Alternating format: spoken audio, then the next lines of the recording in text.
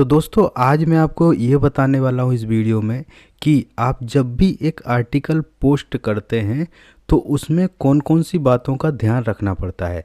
आजकल क्या होता है, लोग आर्टिकल लिखते हैं लेकिन उसको अच्छी तरीके से पोस्ट नहीं कर पाते हैं। लिखने में बहुत मेहनत करेंगे, अच्छे अच्छे टॉपिक लिखेंगे, अच्छे से कीवर्ड रिसर्च करेंगे, लेकिन उनको पोस्ट अच्छे से नहीं कर पाते हैं तो उनकी मेहनत पूरी बेकार चली जाती है, बहुत अच्छे से रैंक नहीं करता है।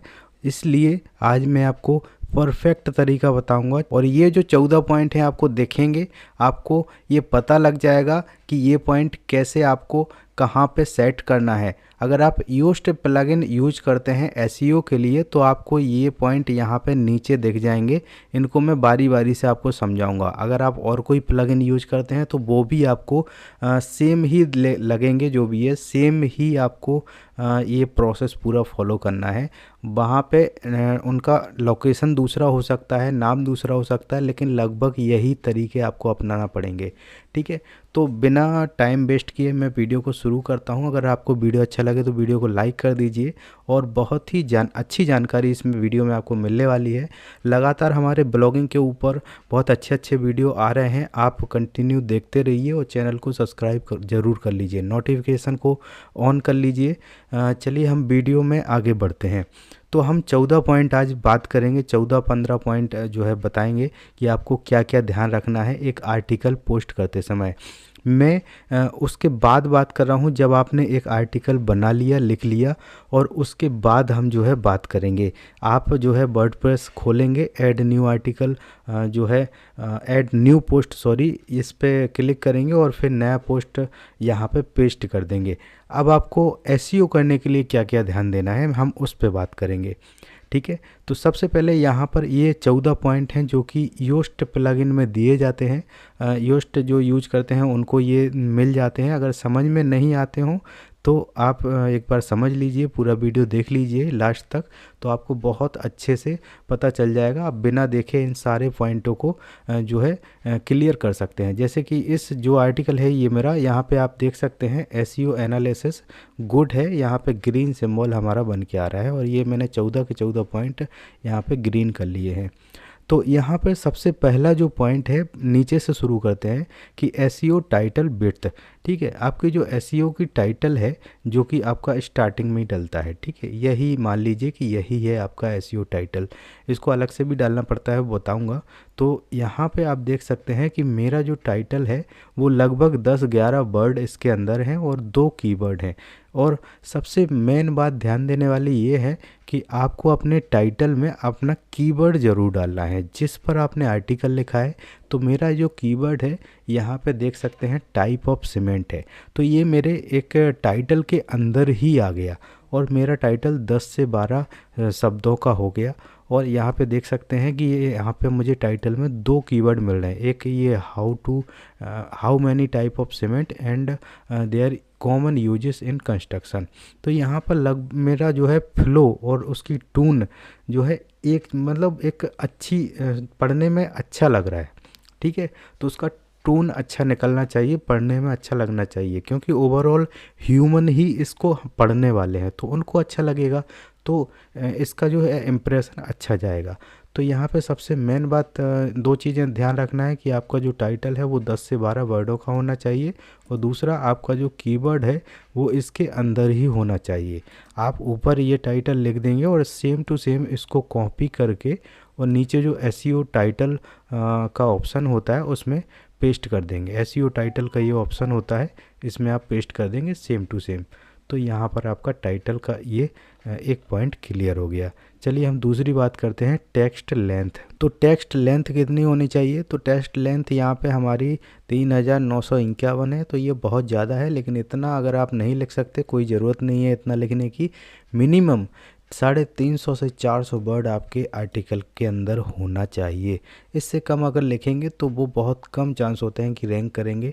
अगर ज़्यादा ही यूनिक हुआ तो हो सकता है रैंक कर जाए, लेकिन अगर आप अच्छे से रैंक करवाना चाहते हैं तो आपका जो अच्छा आर्टिकल माना जाता है वो 1000 से 1500 वर्ड के अंदर आप लिख दीजिए, ये एक अच्छा आर्टिकल माना जाता है। तो यहाँ पर आपका जो आर्टिकल होना चाहिए वो 1000 से 1500 वर्ड के अंदर होना चाहिए। तो ही आपका जो है अच्छा जानकारी उसमें मिल पाएगा। थोड़ा डिटेल में जानकारी आप दीजिए अपने आर्टिकल के अंदर। वर्ड कितने भी हो जाएं कोई फ़र्क नहीं पड़ता, जितने ज़्यादा वर्ड होंगे उतना अच्छा जो है गूगल के ऊपर इम्प्रेशन जाएगा। और दूसरी बात, जितना लंबा आर्टिकल होगा उतने ज़्यादा कीवर्ड यहाँ पे आपके आर्टिकल के रैंक होने वाले हैं। दूसरा, ठीक है, यहाँ पर केस फेयर इन स्लज, ठीक है, तो यहाँ पर ये बहुत ध्यान देने वाली बात है, बहुत छोटी बात है जो कि बहुत सारे लोग नहीं बताते हैं, क्योंकि ये सोचते हैं कि आपको पता होगा, लेकिन छोटी छोटी बातें ही आपके एसईओ को बनाती हैं। स्लज का मतलब होता है कि आप जो यूआरएल बना रहे हैं, ठीक है, यहाँ पे आप देख सकते हैं कि यहाँ एक ऑप्शन है स्लज का एसईओ टाइटल के नीचे, तो यहाँ पर टाइप्स ऑफ सीमेंट बता रहा है। तो यहाँ पर मैंने क्या किया, टाइप्स ऑफ सीमेंट क्यों डाला, क्योंकि इसको मैं अपना यूआरएल बनाना चाहता हूँ।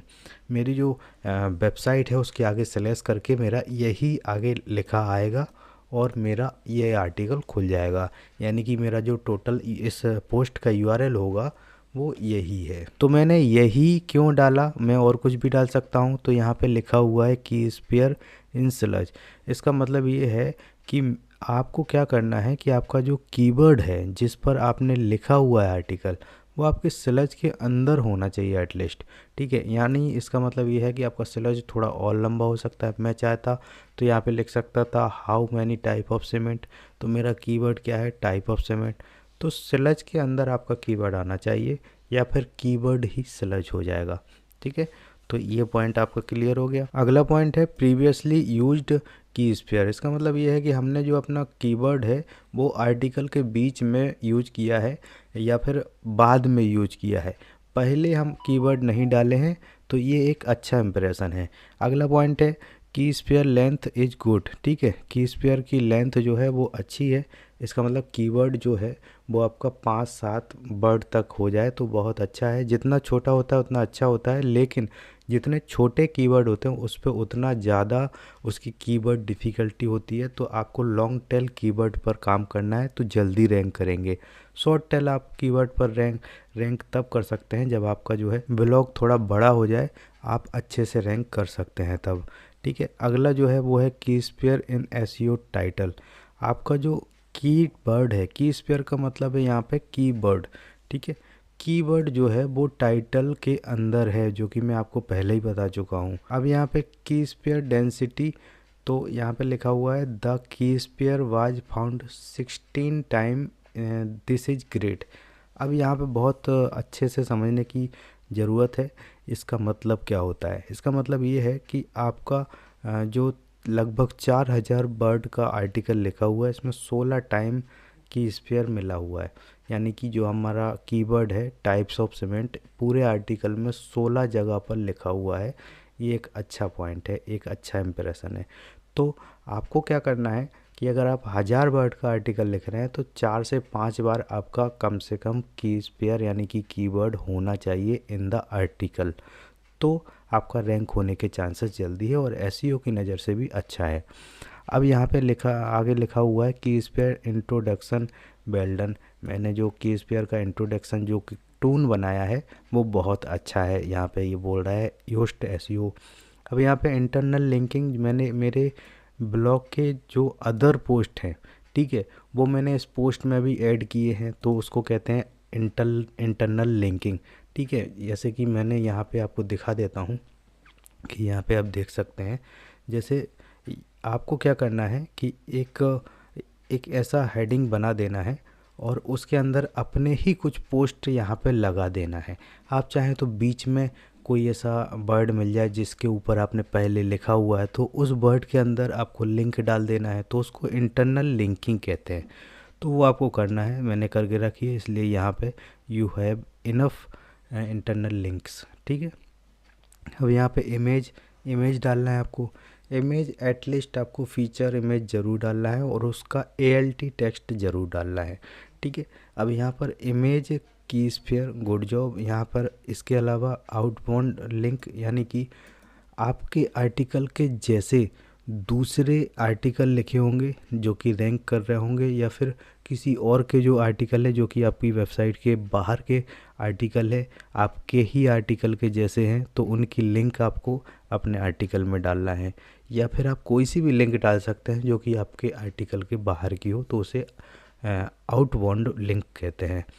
तो उसको डालेंगे तो क्या है, रैंकिंग के चांस ज़्यादा होते हैं। तो ये जो 14 पॉइंट हैं ये मैंने कवर कर दिए।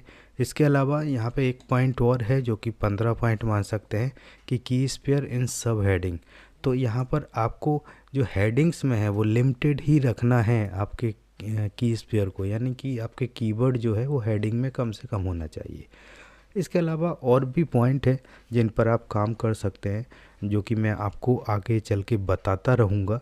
अब यहाँ पर एक चीज़ और है जो कि मेरे दिमाग में अभी अभी आ रहा है कि आपका जो फोकस कीवर्ड है वही आपका मेन कीवर्ड होना चाहिए। यहाँ पे एक ऑप्शन है, यहाँ पे आप देख सकते हैं फोकस कीवर्ड, जो कि सभी एसईओ प्लगइन में होते हैं। तो यहाँ पर एक फोकस कीवर्ड है, ये जो है यही मेन चीज़ है। यहाँ पर टाइप्स ऑफ सीमेंट मैंने लिखा हुआ है, तो ये आपका जो मेन कीवर्ड है जिसके ऊपर आपने आर्टिकल बनाया है, ये ही आपका फोकस कीवर्ड होता है, इसको आप ज़रूर डालिए। ठीक है, इतने पॉइंट अगर आप क्लियर कर लेते हैं तो आपका एसईओ हो गया। इसको अपन ऑन पेज एसईओ कहते हैं। ये अपन ने ऑन पेज एसईओ कंप्लीट कर लिया अगर आपने इतना कंप्लीट कर लिया तो। फिलहाल आपको इस वीडियो में कुछ भी समझ में ना आया हो तो आप मुझे कमेंट कर दीजिए, मैं उसका रिप्लाई ज़रूर दूंगा। ठीक है, मिलते हैं नेक्स्ट वीडियो में, तब तक के लिए जय हिंद।